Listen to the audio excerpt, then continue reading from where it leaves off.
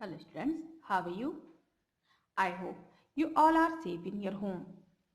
From class 2nd English reader, today we will practice to read chapter number 6, My Home is Best. My home is best. Once upon a time, a bar frog lived in a well. Once upon a time, एक समय की बात है. Barb frog, frog means मेंढक. lived in WELL well means कुआं. एक barb frog था जो वो एक कुएं में रहता था. He was a small frog. ये एक बहुत छोटा फ्रॉग था. He had some friends there. उसके यहाँ कुछ फ्रेंड्स थे. He used to jump from one corner to another. वो एक कॉर्नर से दूसरी कॉर्नर में जंप मारता. He also swam in the well water. और वो इस कुएं के पानी में तैरता रहता. Bar frog had not seen the world outside the well.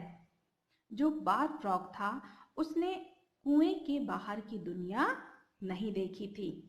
His world was small. उसकी जो दुनिया थी वो बहुत छोटी थी. The sea was not very far from the well. Sea means समुद्र. जो समुद्र था वो कुएं से बहुत दूरी पर नहीं था. One day a big frog of sea.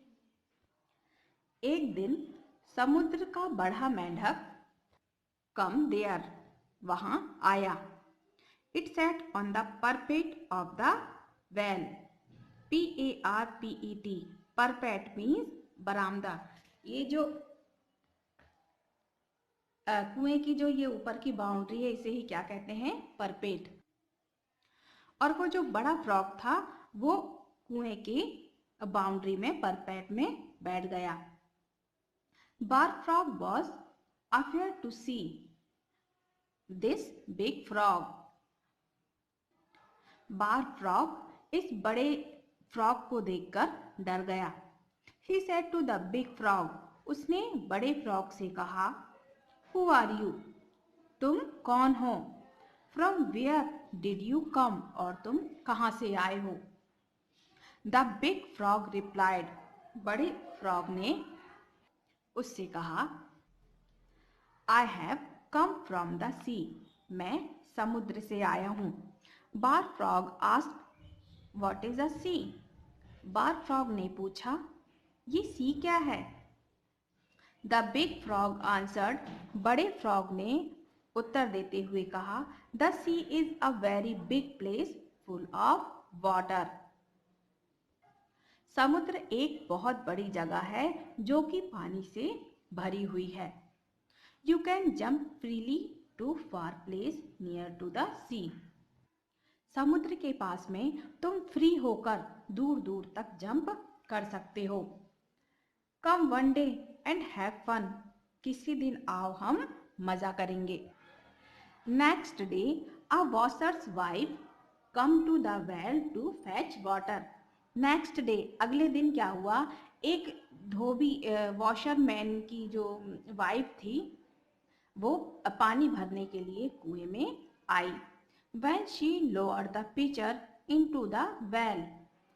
जैसे ही उसने अपने पिचर मतलब जो पानी भरने के लिए जो बर्तन था उसने वेल में डाला. बार frog jump into her pitcher. जो बार फ्रॉग था वो उसने उसके बर्तन में जंप मार दी.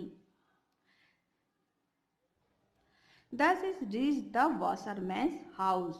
और इस तरह वो वॉशरमैन के घर में पहुंच गया. There it jumped into a bundle of dirty cloths. वहां उसने एक डर्टी क्लॉथ गंदे कपड़े का जो एक बंडल था उसमें जंप मार दी. इसके आगे क्या होता है ये हम जानेंगे अपने अगले वीडियो में. Students, that's it for today. Your today's homework is read this lesson. Okay, students?